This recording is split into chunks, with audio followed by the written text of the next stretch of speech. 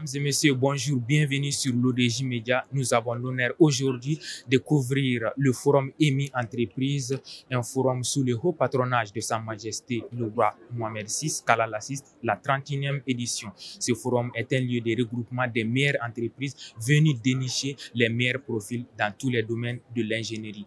Merci à vous et suivez-nous pour plus d'informations.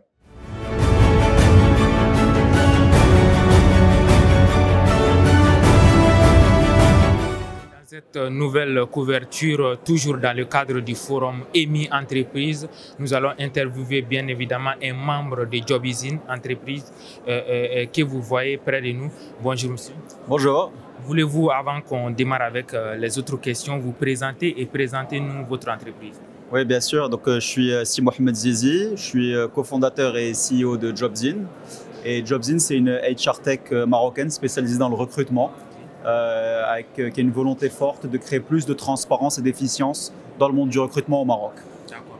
Alors, la première question que j'ai envie de vous poser, c'est comment votre entreprise arrive à intégrer les nouvelles technologies. Nous le savons, le Maroc vise à l'horizon 2030 de numériser les pays. Comment votre entreprise arrive à gérer, avec quelle stratégie? Alors nous, on est au cœur de la mutation, en tout cas dans le domaine du recrutement. L'IA est largement intégrée dans les processus de préqualification aujourd'hui. Ça permet aux candidats d'être mieux qualifiés et ça permet aux recruteurs d'aller beaucoup plus rapidement dans leur process de présélection des candidats. Et en fait, on déploie aussi notre plateforme digitale dans de nombreuses écoles pour mieux connecter le monde étudiant du monde de l'entreprise. D'accord, toujours dans le cadre de cette numérisation, quel genre de profil et de compétences vous cherchez dans ce domaine-là et dans ces paysages? Alors, je pense que ce qui change beaucoup aujourd'hui avec la mutation sur l'IA, c'est notamment qu'on va de plus en plus rechercher à recruter des gens qui ont des compétences transverses. Ce qui est automatisable, c'est la tâche elle-même.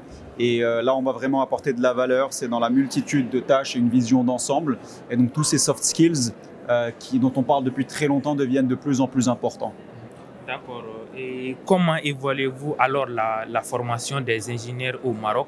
Et j'imagine que vous arrivez à les intégrer. Et comment vous évaluez leur formation qu'ils ont eue dans des écoles marocaines, etc.? Je pense que la qualité des ingénieurs au Maroc, c'est une donnée. Tout le monde reconnaît la compétence ingénieur des Marocains. On a des écoles d'excellence comme l'EMI, en l'occurrence où on est aujourd'hui. Et cette capacité non seulement est reconnue au niveau marocain, mais aussi à l'international. On a de plus en plus d'entreprises qui installent leur hub, qui ont installé et qui installent leur hub au Maroc. Et encore une fois, j'insiste sur le fait que cette capacité des ingénieurs en termes de hard skills, qui est une donnée, il va falloir la compléter de plus en plus avec des soft skills pour rester au-dessus de la mêlée.